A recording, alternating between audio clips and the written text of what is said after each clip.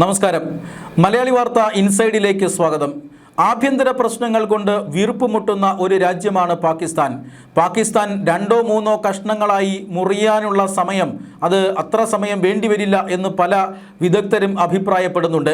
കാരണം പാകിസ്ഥാനിലെ പഞ്ചാബ് പ്രവിശ്യ ഡോമിനേറ്റ് ചെയ്യുന്ന ഒരു ഭരണ സംസ്കാരമാണ് കഴിഞ്ഞ കുറേ ദശാബ്ദങ്ങളായി പാകിസ്ഥാനിലുള്ളത്. ഇത് മറ്റു പല ഭാഗങ്ങളിലെയും ജനങ്ങളെ അതൃപ്തരാക്കിയിട്ടുണ്ട്. ബലൂചിസ്ഥാനിലെ ജനങ്ങൾ പണ്ടേ തന്നെ അതൃപ്തരാണ്. പാകിസ്ഥാനുമായി സാംസ്കാരിക ബന്ധമൊന്നും ഞങ്ങൾക്കില്ലെന്നും ബലൂചിസ്ഥാന് ഒരു പ്രത്യേക രാഷ്ട്രമെന്ന പദവി നൽകണമെന്നും ആവശ്യപ്പെട്ടുകൊണ്ട് പതിറ്റാണ്ടുകളായി അവിടുത്തെ ജനങ്ങൾ സായുധ സമരം നടത്തുന്നുണ്ട്. ബലൂചിസ്ഥാൻ ലിബറേഷൻ ആർമിയൊക്കെ ഇത്തരത്തിൽ സായുധ സമരം നടത്തുന്ന ആളുകളാണ്. അതുകൊണ്ട് തന്നെ പാകിസ്ഥാന് വർഷങ്ങളായി ബലൂചിസ്ഥാൻ ലിബറേഷൻ ആർമി ഒരു വലിയ തലവേദനയായിരുന്നു. എന്നാൽ ബലൂചിസ്ഥാൻ ലിബറേഷൻ ആർമി ചെറിയ ചെറിയ ആക്രമണങ്ങളും മറ്റുമൊക്കെയാണ് ആദ്യകാലങ്ങളിൽ നടത്തിയിരുന്നതെങ്കിൽ ഇപ്പോൾ പാകിസ്ഥാനെ ഞെട്ടിക്കുന്ന തരത്തിലുള്ള വലിയ ആക്രമണങ്ങൾ അവർ നടത്താൻ തുടങ്ങിയിരിക്കുന്നു. മാത്രമല്ല, കഴിഞ്ഞ ഏതാനും ദിവസങ്ങൾക്ക് മുമ്പ് ബലൂചിസ്ഥാനെ ഒരു സ്വതന്ത്ര രാഷ്ട്രമായി അവർ പ്രഖ്യാപിച്ചിരുന്നു. ഈ കഴിഞ്ഞുപോയ ഓഗസ്റ്റ് 11 ബലൂചിസ്ഥാനിൽ സ്വാതന്ത്ര്യ ദിനമായിരുന്നു. പാകിസ്ഥാനിൽ നിന്നും സ്വാതന്ത്ര്യം നേടിയതിൻ്റെ ആദ്യ സ്വാതന്ത്ര്യ ദിനമായിട്ടാണ് ഈ കഴിഞ്ഞുപോയ ഓഗസ്റ്റ് 11 ബലൂചിസ്ഥാൻ ആഘോഷിച്ചത്. അതായത് പാകിസ്ഥാൻ എന്ന രാജ്യത്തോടൊപ്പം നിന്നുകൊണ്ട് ബലൂചിസ്ഥാന് ഒരു നിലനിൽപ്പില്ല എന്നവർ പറയുന്നു. കാരണം ബലൂചിസ്ഥാൻ പ്രകൃതി വിഭവങ്ങൾ കൊണ്ട് സമ്പന്നമായ ഒരു ഭൂപ്രദേശമാണ്. ഇവിടുത്തെ പ്രകൃതി വിഭവങ്ങൾ മുഴുവൻ പാകിസ്ഥാൻ കൊള്ളയടിച്ചു കൊണ്ടുപോകുന്നു. പക്ഷേ ഇവിടുത്തെ ജനങ്ങൾക്ക് തിരികെ ഒന്നും കൊടുക്കുന്നില്ല എന്നും വലിയ അവഗണനയാണ് ബലൂചിസ്ഥാനിലെ ജനങ്ങളോടുള്ളത്. അതുകൊണ്ട് തന്നെ സ്വതന്ത്ര രാജ്യം എന്ന പ്രഖ്യാപനം നമ്മൾ നടത്തുകയാണെന്നും ലോകമെമ്പാടുമുള്ള രാജ്യങ്ങൾ ബലൂചിസ്ഥാനെ സ്വതന്ത്ര രാജ്യമായി അംഗീകരിക്കണമെന്നും ബലൂചിസ്ഥാൻ ആവശ്യപ്പെട്ടിരുന്നു. ഇതുവരെ ഒരു രാജ്യവും ബലൂചിസ്ഥാന്റെ ഈ ആവശ്യത്തെ അംഗീകരിച്ചില്ല. പക്ഷേ പാകിസ്ഥാൻ ഈ ആവശ്യത്തെ അംഗീകരിച്ചോ എന്നൊരു സംശയമാണ് ഇപ്പോൾ ഉയരുന്നത്. അതിൻ്റെ ഏറ്റവും പ്രധാനപ്പെട്ട കാര്യം എന്നത് കഴിഞ്ഞ ഒരു 3-4 ദിവസങ്ങൾക്ക് മുമ്പ് പാകിസ്ഥാൻ എയർഫോഴ്സ്, പാകിസ്ഥാൻ വ്യോമസേന ഈ പറയുന്ന ബലൂചിസ്ഥാനിൽ ഒരു വ്യോമാക്രമണം തന്നെ നടത്തിക്കളഞ്ഞു. ഭീകരർക്കെതിരായിട്ടുള്ള ആക്രമണം എന്ന് പറഞ്ഞ് സ്വന്തം ടെറിട്ടറിയിൽ സ്വന്തം ജനങ്ങൾക്ക് മീതെ പാകിസ്ഥാൻ വ്യോമസേന ബോംബാക്രമണം നടത്തുകയാണ്. സിവിലിയൻ വിഭാഗത്തിൽ നിന്നുള്ള ഏതാണ്ട് 30ഓളം ആളുകൾ കൊല്ലപ്പെടുകയും നിരവധി ആളുകൾക്ക് പരിക്കേൽക്കുകയും ചെയ്തു. എന്ന് പറഞ്ഞാൽ ബലൂചിസ്ഥാൻ തങ്ങളുടേതല്ല, അത് സ്വതന്ത്ര രാജ്യമായി മാറിക്കഴിഞ്ഞു എന്ന് പാകിസ്ഥാൻ അംഗീകരിച്ചതുപോലെ തോന്നി ആ വ്യോമാക്രമണം. അതായത് അവിടെയുള്ള ഭീകരന്മാരെ ഇല്ലാതാക്കുക എന്ന ലക്ഷ്യത്തോടു കൂടിയാണ് പാകിസ്ഥാൻ വ്യോമസേന ഇത്തരത്തിലൊരു ആക്രമണം നടത്തിയത് എന്ന് പറയപ്പെടുന്നു.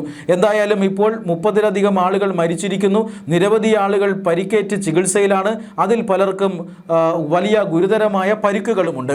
എന്തായാലും ഇത് ചൂണ്ടിക്കാട്ടുന്നത് പാകിസ്ഥാൻ ബലൂചിസ്ഥാനെ അംഗീകരിച്ചോ എന്നാണ്. ഇതിന് ശക്തമായ തിരിച്ചടി ബലൂചിസ്ഥാന് നൽകുന്നുണ്ട്. അതായത് ബലൂചിസ്ഥാൻ ലിബറേഷൻ ആർമി കഴിഞ്ഞ 8 ദിവസത്തിനുള്ളിൽ അതിശക്തമായ 22 ആക്രമണങ്ങളാണ് നടത്തിയത്. ഈ ആക്രമണങ്ങളിലേറെയും സൈനിക പോസ്റ്റുകൾ ലക്ഷ്യമാക്കിക്കൊണ്ടാണ്.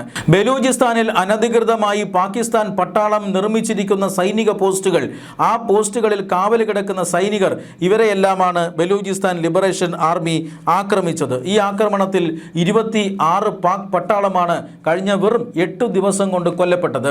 അതായത് പാക് പട്ടാളത്തെ ബലൂചിസ്ഥാന്റെ മണ്ണിൽ നിന്നും തുരത്തുക എന്ന ഒരു വലിയ യുദ്ധത്തിലാണ് ഈ ബലൂചിസ്ഥാൻ പോരാളികൾ. എന്തായാലും പാകിസ്ഥാനെ സംബന്ധിച്ചിടത്തോളം ബലൂചിസ്ഥാൻ എന്ന രാജ്യം ഒരു പ്രത്യേക രാഷ്ട്രമായി മാറിക്കഴിഞ്ഞിരിക്കുന്നു. ഇന്ത്യ അടക്കമുള്ള രാജ്യങ്ങൾ ബലൂചിസ്ഥാനെ അംഗീകരിക്കണമെന്ന അവരുടെ അപേക്ഷ സ്വീകരിക്കാതെ നിൽക്കുമ്പോഴാണ് പാകിസ്ഥാൻ ഇത്തരത്തിൽ ഒരു വ്യോമാക്രമണം നടത്തി മണ്ടത്തരം കാണിക്കുന്നത്. പാകിസ്ഥാന്റെ ഭരണകൂടത്തിനെതിരെ വലിയ പ്രതിഷേധം മനുഷ്യാവകാശ സംഘടനകളിൽ നിന്നും ഉയരുകയാണ്. കാരണം ലോകം കണ്ടു നിൽക്കുമ്പോഴാണ് ഇത്തരത്തിൽ ഒരു വലിയ ഭൂഭാഗത്ത് പാകിസ്ഥാൻ വ്യോമസേന വ്യോമാക്രമണം നടത്തി 30-ലധികം ആളുകളെ കൊന്നത്. മാത്രമല്ല, പാകിസ്ഥാൻ കൈവശം വച്ചിരിക്കുന്ന ഇന്ത്യയുടെ അവിഭാജ്യ ഘടകമായ പാക് അധീന കശ്മീർ, അവിടെയും കഴിഞ്ഞ ദിവസം നടന്ന പ്രക്ഷോഭം, ആ പ്രക്ഷോഭത്തെ അടിച്ചമർത്താനായി പാക് പട്ടാളം വെടിവെപ്പ് നടത്തുകയും ഒരാൾ കൊല്ലപ്പെടുകയും ചെയ്തിരുന്നു. ഇതുവരെ ഈ ജൂണിൽ ആരംഭിച്ച പ്രക്ഷോഭത്തിന് ശേഷം ഇതുവരെ 100-ലധികം പ്രക്ഷോഭകാരികൾ പാകിസ്ഥാൻ പട്ടാളത്തിൻ്റെ വെടിയേറ്റ് കൊല്ലപ്പെട്ടു എന്ന വാർത്ത പുറത്തു വരുന്നുണ്ട്.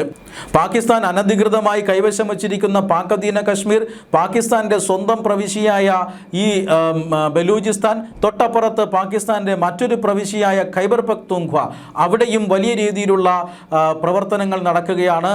പാക് താലിബാനാണ് അവിടെ വലിയ വിഷയമുണ്ടാക്കുന്നത്. ഇസ്ലാമാബാദ് കീഴടക്കും എന്ന് പറഞ്ഞുകൊണ്ട് പാക് താലിബാൻ അവിടെ സായുധ പോരാട്ടം നടത്തിക്കൊണ്ടിരിക്കുന്നു.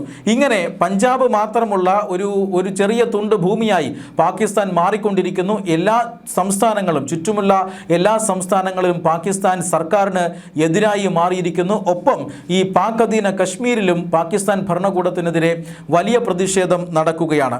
ഈ സാഹചര്യത്തിലാണ്